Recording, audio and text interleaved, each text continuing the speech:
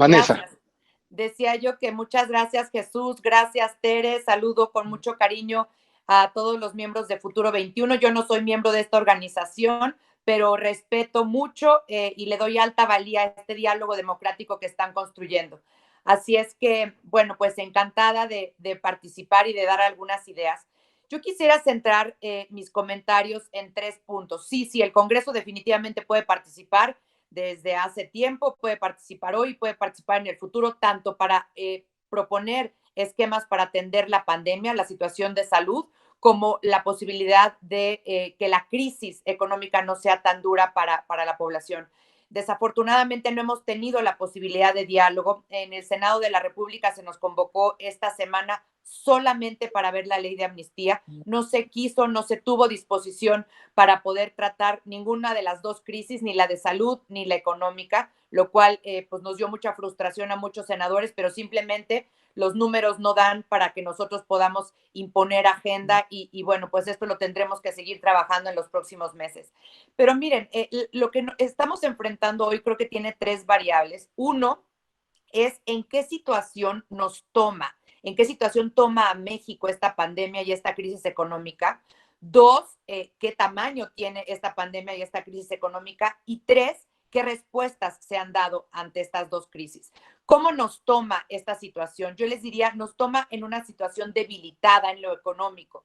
Debilitada en lo económico porque, como bien dicen, no estábamos creciendo antes al potencial que tiene México. En eso estoy completamente de acuerdo. 2.5 promedio los 6 años anteriores es correcto. Podemos crecer más y debemos crecer más, pero siempre 2.5 es mejor que 0 en cualquier circunstancia. Y eso fue lo que crecimos el año pasado. En 2019 el crecimiento de México fue menos 0.1%. Entonces veníamos de un debilitamiento de la economía y además veníamos de un debilitamiento de la inversión y de los inversionistas nacionales y extranjeros, de la confianza en México. ¿Por qué? Porque se decidió cancelar el aeropuerto. Uno puede tener muchas opiniones al respecto, pero es un choque a la confianza porque les cambias las normas y las reglas y la certidumbre a los inversionistas. Y número 2, se tomó la decisión de no permitir inversión privada prácticamente en el sector energético, sobre todo en Pemex, y a falta de inversión privada lo que se le tiene que meter son recursos fiscales. Entonces, lo que se ha hecho es debilitar la posición fiscal de México por ponerle recursos a Pemex. Les doy nada más un dato. Pemex perdió el año pasado 346,000 millones de pesos. Yo les pregunto a todos los que nos están escuchando, imagínense esos 346,000 millones de pesos, lo que nos serviría ahorita para médicos, para enfermeras, para medicinas, para infraestructura y desde luego también para este fondo, por ejemplo, de garantías líquido de la que hablaba el gobernador Corral, que yo estoy completamente de acuerdo, fondo de garantías líquido en la banca de desarrollo para potenciar el crédito y para poder dar crédito por parte de la iniciativa privada. Hay muchos más esquemas, se pueden hacer bursatilizaciones, fibras, pero hay con qué salir adelante. Bueno, entonces esa era la situación en la que nos encuentra y además nos encuentra también con un downgrade para Pemex. Eso es en donde estábamos. Viene el choque del coronavirus, viene el choque de la crisis económica. La economía mundial el año pasado creció 3%. Se calcula que este año al menos caiga 3%. Ese es el tamaño del choque.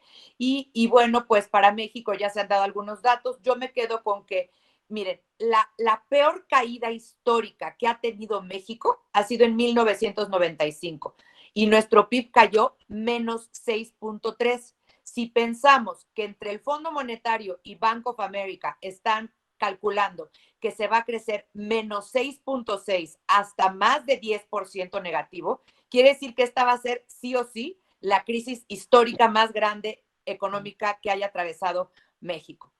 En ese sentido, tenemos las respuestas que se han dado. Y yo diría que las respuestas pues nos han quedado a deber.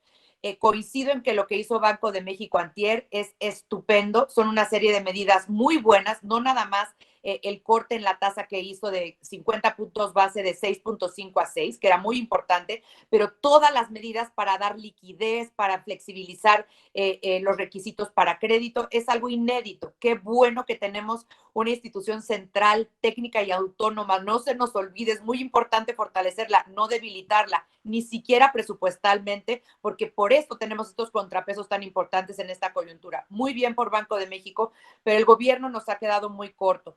Han habido algunas señales de adelantar programas sociales a los adultos mayores. Yo diría, no adelanten, páguenles recursos extraordinarios, porque luego entonces lo que vamos a hacer es patear el problema. Y también algunos iniciativas que ha tomado el IMSS para la parte de aportaciones y algunos créditos a pymes. No es suficiente para el tamaño de choque de la economía que vamos a tener. Se requiere un plan robusto, grande, suficiente, que junte al ejecutivo, al legislativo, al judicial, a los poderes estatales, a la academia, a la sociedad civil, a los expertos, a los empresarios de todos niveles, para hacer un gran acuerdo nacional del tamaño de la crisis que estamos enfrentando. Si no, desafortunadamente México, a diferencia de otros países, que esto va a ser un bache significativo, pero un bache, para nosotros puede ser un hoyo muy profundo y largo. Recordemos que ya van a haber habido al cierre de diciembre 2 años de cero crecimiento, uno de menos 0.5 y uno muy probablemente que andará entre menos 6 y menos 10.